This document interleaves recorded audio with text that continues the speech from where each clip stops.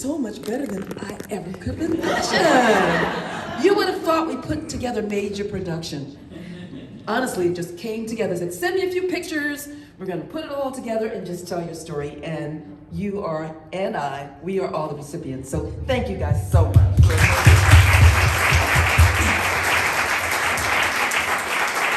Thank you guys for being patient, because I know as you heard and listened to the stories, there were things that came up that you wanted to ask more questions about. Well, now is your opportunity. We're gonna take some time to pass the mic around, get people's comments and questions. We'll ask you to be thoughtful and concise, so that if there are multiple people who want to have a question, they have an opportunity. Because we do, at the end of this experience, want to continue this amazing afternoon together by going down to the Durand-Hedden house, seeing that amazing Black suffragette exhibit, which is an education in and of itself. Because many people don't even appreciate the fact that Black women were a very important part of that movement. So let's go down, we're gonna have some food and talk there. But in the meantime, let's see a hand so we can walk the mic over to you. First comment question, excuse me.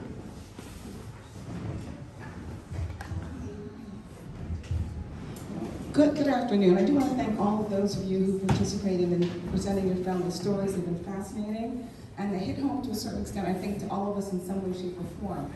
But one thing I want to ask those of you who came from other areas that may have been more culturally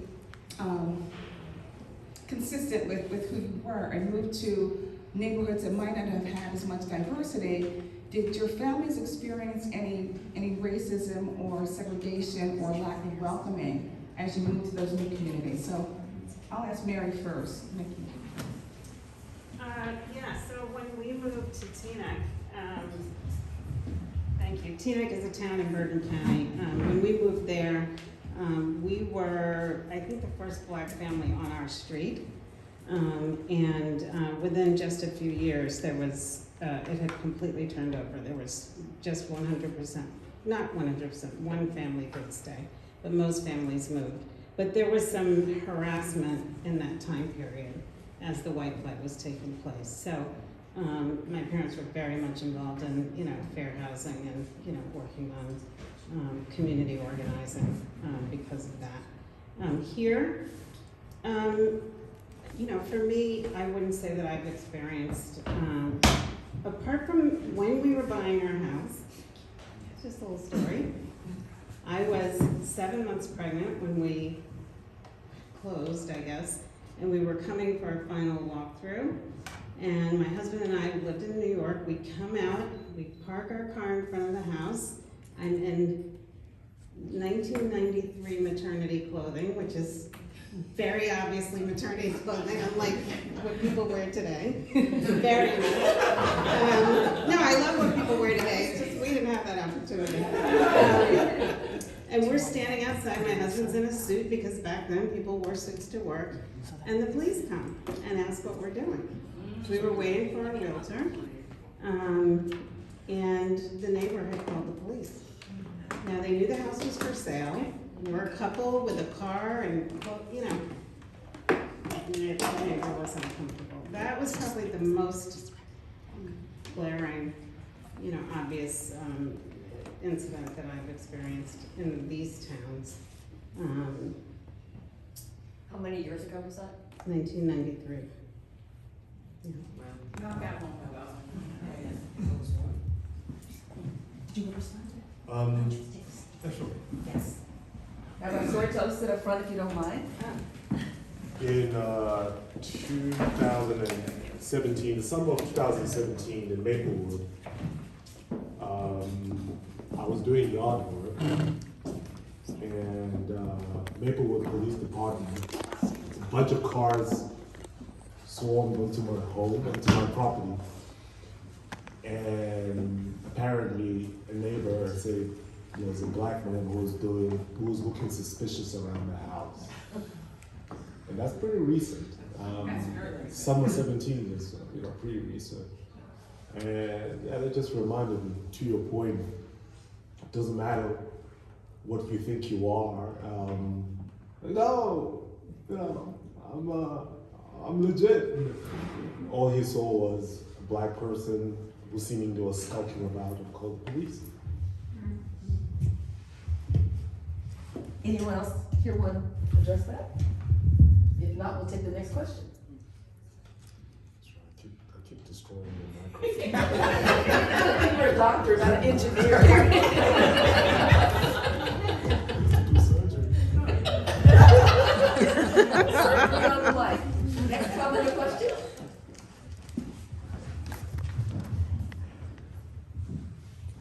I'm going to try to be concise, but thank you. This was such a delight. I feel like I've been treated today, so thank you.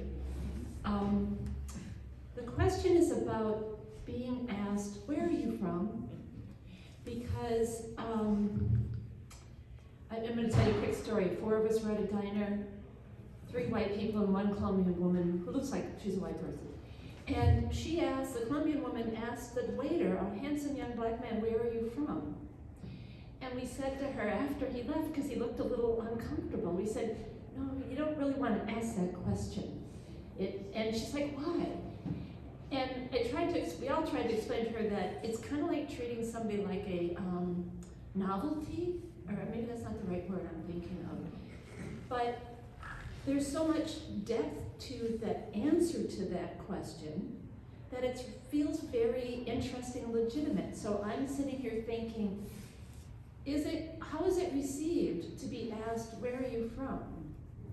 And so I don't know if any of you have, but it's, as a white person, being curious, I think, am I asking the inappropriate question or what? So that's my question.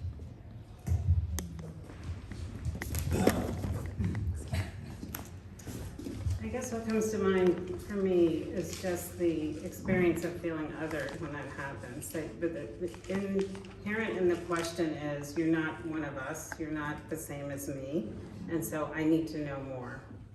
And sometimes that curiosity is invasive and uncomfortable. It sounds like the gentleman felt, I don't know if he had a particular accent or what the reason was that your friend felt the need to ask the question. But I know it's often a question asked of Asian people. People, are assumed not to be either American or, they are assumed to be other, and that is can be very offensive.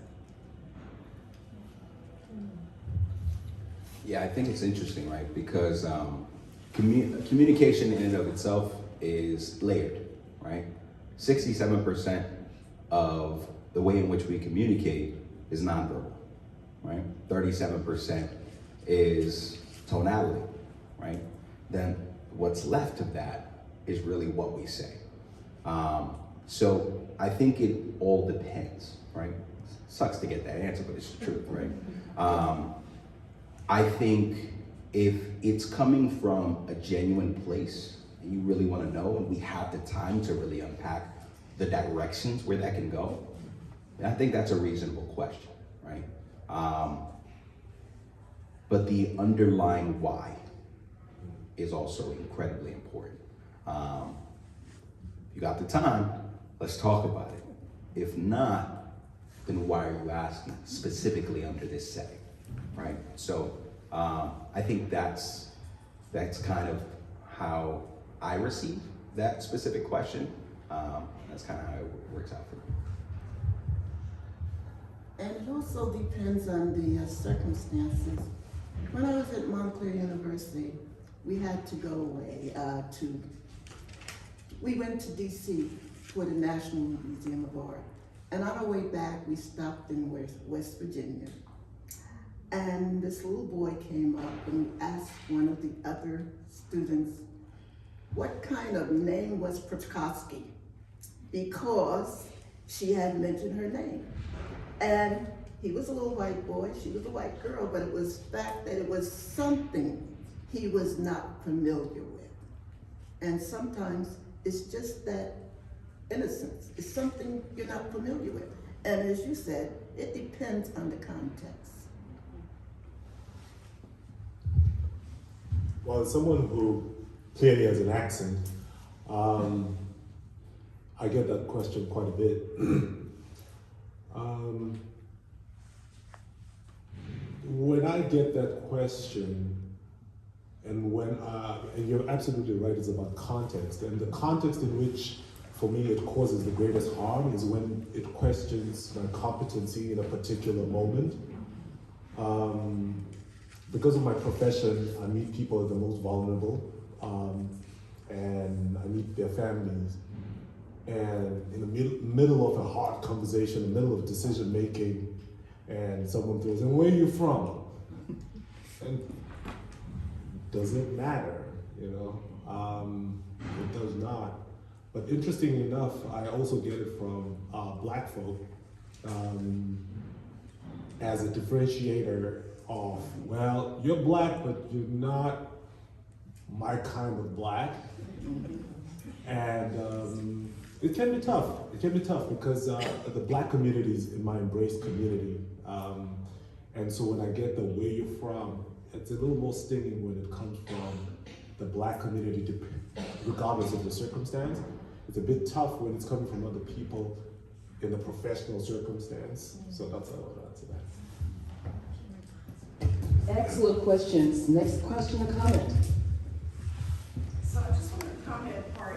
I enjoyed what I did here. I had to take my daughter to New York, so I was just irritated that I missed some of it because I got caught up in traffic. But what I did here, I really appreciate it. And I want to thank you all for having this program. I was so going to sign up, but then it said residents of South Orange and Maplewood because I had tons of stories to tell. But I love what you all do, and I presented last year for the group.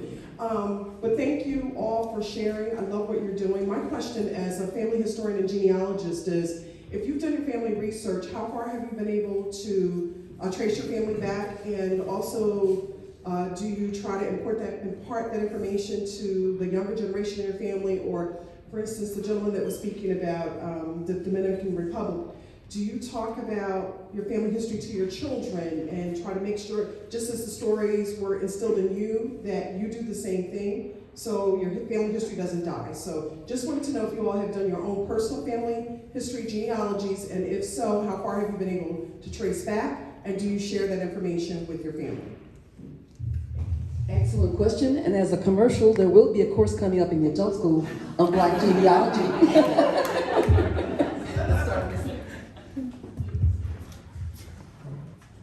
Born in Zimbabwe and married to a first-generation Zimbabwean woman, it will be $250 poorly spent to do genealogy because we've spent generations have been in Zimbabwe. However, we do make concerted efforts to talk about Zimbabwe. In truth, because of the circumstances of my leaving Zimbabwe, was a little bit of PTSD that has prevented me from talking about it as much as my wife would prefer I talk about it to our kids. In time, I think I will get there where I'm not as triggered in talking about the circumstances that forced me to leave because I wasn't prepared to leave, and that still causes a little bit of a twinge of hurt when I think about it. Thank you. I can only go back as far as my great-grandmother, who I did not really know because she died when I was a little child. So there wasn't very much I could tell my daughter, and even less that she could tell her daughter. But I did know a little bit about the fact that my great-grandmother was enslaved. I do know that, and I was able to give her that information. I also know that my maiden name, Fournay, was given, it was not the name that was given by the slave holders. My grandmother insisted that the name would be the name that she knew from her family coming to America. So that much I know, and that's what I passed on to my daughter and granddaughter. So yes, it's incredibly important for my sons to know where their family comes from. I'm thankful that my wife's family tracks down to the last centimeter of where her family comes from. So they have a full-blown family tree. It goes back hundreds of years. And that's something that I'm thankful for both on the Zambian and Ghanaian side. On the Dominican side, though, it's a bit of a hodgepodge, right? Because we're Dominican, we have Puerto Rican, we have St. Thomas. So there's a huge blend. I have to do better in tracking and tracing all the places that the family ended up going or coming from. So that's absolutely something that I have to do better at. But as far as like the Dominican culture, ancestry, and kind of what I have down packed, I absolutely make sure that they embrace that they know that they're unique in that way. Of course, there's others like them, but still to embrace their differences in that way. So yeah. Yes, I mentioned earlier that we have not done the Ancestry.com or 23andMe. Actually, my brother has done it, but he's the only person in my family who's done it. But we do have some family folklore. Like I happen to know that my great-great-grandmother was enslaved in Bedford, Virginia, and was sold to Alabama. That's how she got to Alabama. And after Audrey asked me to do this, I went to the free sites you can go to, like WikiTree and Family Search, and found her. And it does say born in Virginia, and then married to my great-great-grandfather in Alabama. So I'll just say I look forward to doing a lot more. But interestingly, and as you would expect, after that generation, it says unknown. And I think that is just, I think it's going to be very difficult to get, beyond that. But we'll see. I might add one more point on the genealogy. The reality is that in the Black community, there is still a lot of distrust. So people are unwilling to give their DNA for any purpose. More people are gradually getting into it, so that's a major barrier. It's very unfortunate, both for us and and for the whole process. I think we want to take one more question because we want to give you time to comfortably get to the Durand-Hedden house for your reception. I'll make it two. I'm sorry. Thank you. I apologize because this isn't applicable to everyone here, but for those of you with ties to land elsewhere, and it sounded like you were also landowners here, what's your sense of that? Like, how do you personally feel about land here versus land elsewhere? Are you thinking of this as a transitory experience in Jersey? Do you feel like legacy may continue here? What is your relationship with the land here? Yeah, man, I love the opportunity that land creates, right? So my wife's side of the family, they own more than, I think it was more than 1,000 acres of land in Zambia. 10,000, one of them may be missing a comma here and there, but anywhere from 1,000 to 10,000 acres of land in Zambia. That's incredibly important for her family. So they've made that known. You have to build on this land. That's the reason why we've developed this. But I see it as the opportunity to spread seeds so that way the tree can continue to grow. We own a property in Maplewood, one in South Orange. We still own properties in New York, but in Dominican Republic, Ghana, and Zambia, those absolutely have to be places that our family knows that we have safe havens. So that's incredibly important for us to continue to pass that on. Our sons have been involved in real estate from the moment that they were born, so they understand the importance of ownership, right? Not just renting a dream, but actually creating one from the ground up, brick by brick. So it's absolutely something incredible for us to continue through and through. My grandmother had 8 children. She bought a plot of land for each one of those children. That's how important she felt land ownership is.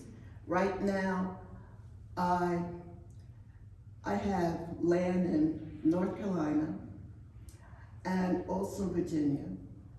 My granddaughter, as my daughter tells her, she will never have to have a mortgage. We have a house in Newark, a two-family house. My daughter has her house in Montclair. I have my house in Maplewood. And having been in Maplewood almost 45 years, when I get the call about, do you want to sell? I tell them this is their property, because it's very important.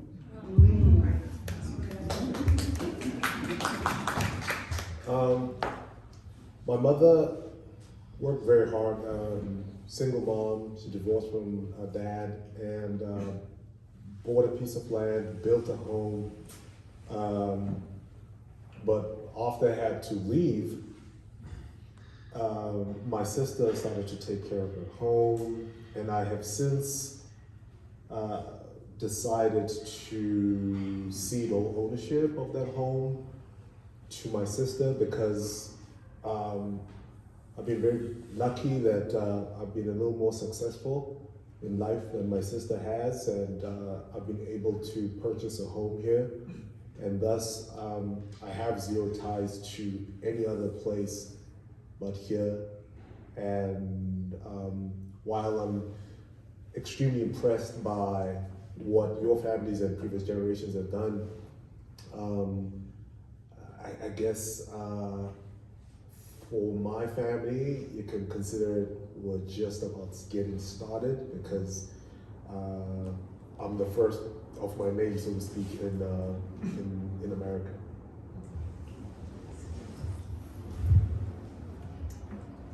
Just very briefly, we still own the land that my grandmother's house was on in Alabama. And so that's pretty much it. My mom owns a home in Bergen County and ours here. Thank you.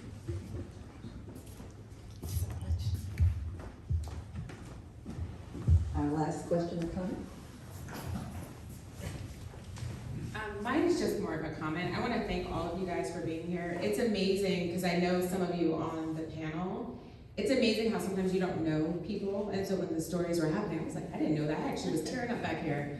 But I think that I want to thank the coalition. This has actually done what we wanted to do, is to recognize that there are people that you don't know their stories, and if you ask questions in the appropriate way, if you ask questions, you might get more answers than you know that you need it, and sometimes you need to hear some of those stories. And so thank you very much. Thank you very much. One of our major objectives in putting this program together was to bring people together around their stories, and we learn things among ourselves and across our different groups. Stories break down barriers. It's more of a relaxed environment. One of the main things for us in the coalition is to point out the fact that one of the greatest ways to counter racism is to individuate. Look at people as individuals rather than groups. Their stories are personal and individual to them. And hopefully in being here today, you saw that. There's no way by just looking at them that you can imagine the stories behind these faces and these amazing human beings. So we hope that you'll take that lesson with you, whether you're black or white, so that we can build one community, one world in the way that we hope will be a reality. Thank you guys so much. I want to thank Durand-Hedden House. I want to thank our amazing storytellers. I also want to thank the Woodland. They were just excellent helping us set up this approach. This was a new idea, the concept of having the visual, so I hope it wasn't distracting and that it added. I see Susan coming up to say a word. Oh, I think we should do this again, don't we? Yeah. There are more stellar people. So to get to Durand-Hedden, have you ever been there? You just basically go up Woodland to Ridgewood Road. It's a T intersection, turn right, one long block and then one short block on the left. Parking can be right in front of the house, not on the same side, but across the street, or side streets like Maryland or Euclid. But we don't have parking really in the back unless there's a disability and people need to be close to the house. So I hope to see you. We hope to see you. And if you have not already, please take the moment. We want to know who you are. It's important in the work that we do that we understand who we are reaching, who we have yet to reach, so that we can create and achieve the objective that we have of being a truly integrated, inclusive community. So thank you so much. Have a good walk around.